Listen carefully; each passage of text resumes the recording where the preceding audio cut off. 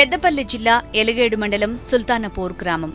రామలక్ష్మయ్య గౌడ్ 4 గుంటల స్థలంలో ఓ గుడిసెలో ఉండేవాడు. గుడిసె తీసేసి ఇల్లు కట్టుకుందామని అనుకున్నాడు. అంతవరకు బానే ఉంది. గుడిసె పీకేశాడు. ఇల్లు కట్టుకునేలోపే భూ వివాదం తలెత్తింది. ఆ స్థలంలో కమ్యూనిటీ హాల్ కట్టుకోవటానికి దళిత సామాజిక వర్గానికి చెందిన పెద్దలు అడ్డుకున్నారు. దీంతో ఇదివరకున్న గుడిసె పోయి ఇల్లు కట్టుకోవటానికి వీల్లేని పరిస్థితి ఏర్పడింది రామలక్ష్మయ్య గౌడ్కి.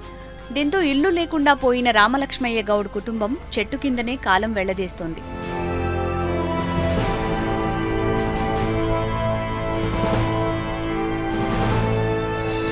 అయితే ఆడపిల్లలున్న రామలక్ష్మయ్యకి చెట్టు కింద ఉన్న మంచి సంబంధం ఒకటొచ్చింది. దీంతో చెట్టు కిందనే అమ్మాయి నిశ్చితార్థం చేశాడు. చెట్టు కిందనే టెంట్ వేసి ముహూర్తాలు పెట్టుకున్నారు. అయ్యవారు కూడా చెట్టు కిందే మంత్రాలు చదివి లగ్గాలు పెట్టాడు. మేము గత 3 నెలల నుంచి చెట్టు కిందనే ఉంటున్నాం. చెట్టు కిందనే పడుకుంటున్నాం. చెట్టు కిందనే మొత్తం డే నైట్ ఉంటున్నాం. గోసపుచ్చుకుంటా ఎందుకు నేను గోసపుచ్చుకుంటాను? పరంపోగు అంటారు. అది పరంపోగు అంటారు. నీ దగ్గర కాయదా లేవా? ఉన్నాయి సార్. అధికారులు కట్టనిత్తలేరా లేకపోతే ఇక్కడ మీ కమ్యూనిటీ వాళ్ళు కట్టనిత్తలేరా?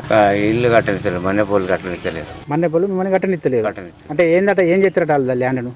ల్యాండ్ అట వాళ్ళట కమిటీ హాల్ కట్టుకుంటున్నారు. కమిటీ హాల్ కట్టుకోవడానికి నీకు ప్రాబ్లం చేస్తాను. నీకు ఎందరి తాత బిడ్డలు? నాకు 2. ఉన్న ఇల్లు పోయి వీధిని పడ్డ ఈ కుటుంబాన్ని ప్రభుత్వ అధికారులు ఆదుకోవాలని, కనీసం ఇంటి స్థలమైనా ఇప్పించాలని గ్రామస్తులు కోరుతున్నారు.